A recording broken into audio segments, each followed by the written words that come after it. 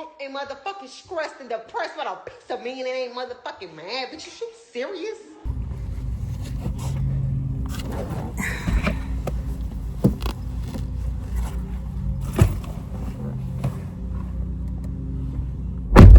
Little John is rocking through the forest. That the other has to say. This and that, having such a good time. Ooh-da-lolly, golly, what a day. Ooh-da-lolly, golly, what a day. Yeah. Okay.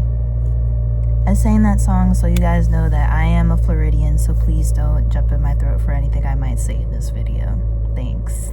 Hi, my name is No Name, and I went on a walk just now. And what happens when you're on walks? You think a lot. I don't have a microphone, so I'm using this hand sanitizer if you're asking or wondering about that. But anyway, I went on a walk, and I read something one time saying that you can get a lot of thoughts while you're walking, so I decided, why not? So this is a topic that I've been thinking about for the past 2 days, and it's about Spend That by Young Miami. Spend That by Young Miami has been garnering a lot of controversy over the last couple of days. It came out a couple of months ago, I want to say. If you don't know, the song is by Young Miami, who was one half of the City Girls, and this song has been garnering a lot of controversy lately because of her appearance at the BET Awards, where she was coming out to present an award, and they're playing Spend That, and the entire audience gave a standing ovation. And from there was a discussion online about whether or not this song is harmful, and should we be promoting this type of song and its message. And then from there, R&B singer India.Arie chimed in, basically saying, and this is not word for word, but essentially she said basically that moments like that of getting a standing ovation for giving a standing ovation to Young Miami basically lets her know that not everyone wants to get free. A lot of people found that offensive. She went on to say how, like, we need to be more mindful of the type of music or the type of just media in general that we are taking in, and how that impacts us and people that are not a part of the culture, who see these type of moments and believe it is a representation of all Black people.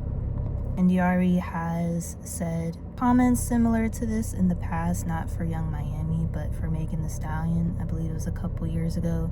She was performing at Essence Fest, and she brought on a bunch of fans, and they did like a twerking contest, and she said something like similar to that.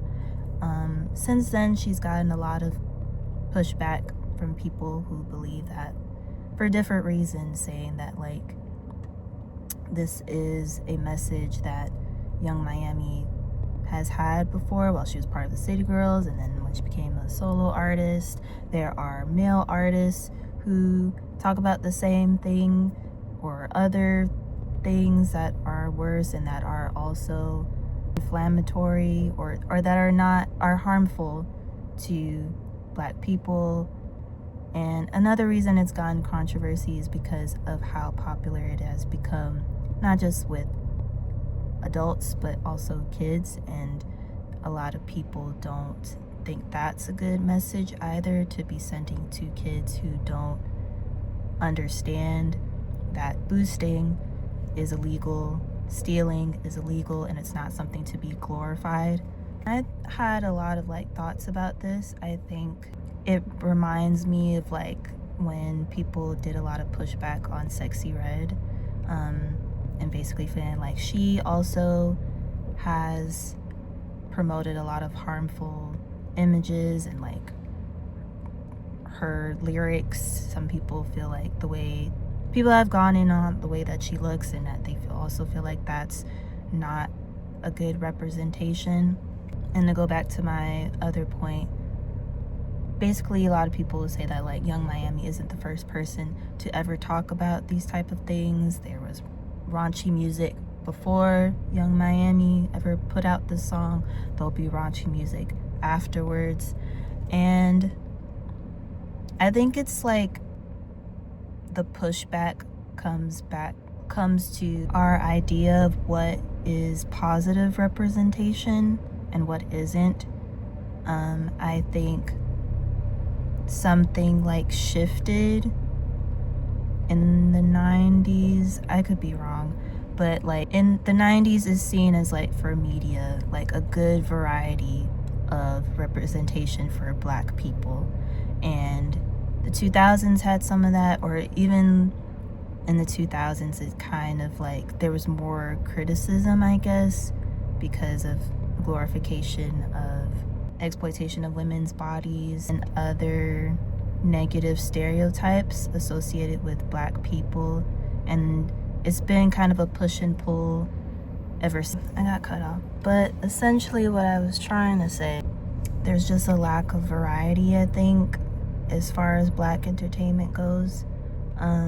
Just in general, like for all age groups, even for kids, which is why I think with the, I guess, dissemination, if that's the right word, of like Disney Channel and like the artists that come from Disney Channel or like Nickelodeon or etc., like that's no longer a thing. So like with TikTok, whatever goes. So I think that also plays a part into it. And then I also think like people just want more entertainment, and there isn't that much. Politics and entertainment is very much intertwined. You could even say that this song is political given our economic state right now, but people want something that is entertaining where also they see themselves in. And I think that like for the longest time, working class Black people or poor Black people have often been excluded from the conversation of what Black representation is, out of, I guess, fear of like other groups of people seeing us in different ways, and being afraid that that is kind of like co-opted in a more negative way, and that has inadvertently pushed this working class people and poor Black people out of the conversation. And I think that's why there is so much pushback with someone like a Sexy Red, who has done and said things that I don't agree with, and this we're seeing the same conversation with Young Miami. In my honest opinion, I'm not the biggest fan of the song. I don't believe that like another conversation has been that like celebrities should be more mindful of what they put out there. I don't think that like celebrities have to placate themselves because of that. I think they have a responsibility to it, but I don't think that they have to. I don't like the song that much. I think if you listen to it over and over again, it becomes catchy. But I think the bass line is like the best part of the song. And if they didn't have that type of beat, I don't know if it would have been as big as it is now. But yeah, I don't really have like the answer to it. I don't know what would have to be done in the future when talking about these type of topics. I think there just needs to be more variety as far as like our entertainment is concerned. And I think that's the problem, is that like people feel like it has to be either or. It has to be either or of the extreme or whatever. And it's like all of us can coexist at once. And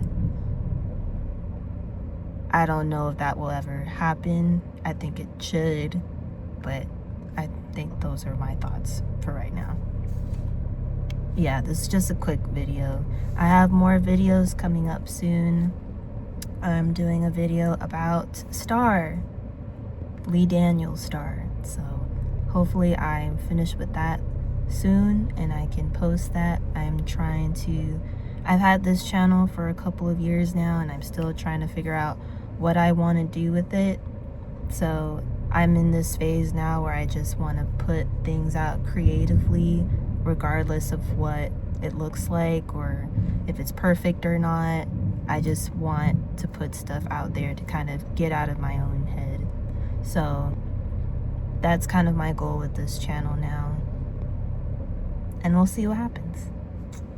I don't want to end the video like this. So I'm gonna find something. We can talk about something like more positive. I'm excited about Kalela's new album that's gonna come out and Steve Lacy's new album. So what music are you excited to hear this summer? Are there other songs that you think are the song of the summer? Let me know in the comments. Thanks. Bye.